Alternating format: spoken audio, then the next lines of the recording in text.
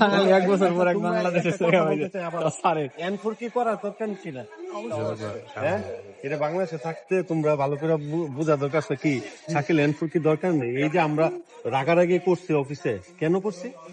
Sir আমাদের ভালো করে অ্যাটেন্ডেন্স তারও কিন্তু এমন তো লিডার এখন থাকেন অ্যাটেন্ডেন্সটা জরুরি ক্লাসে। মানে হচ্ছে ও কিন্তু এনফোর করে আসছে, তোমার কাছে আসলে কেমন হচ্ছে বাংলাদেশ?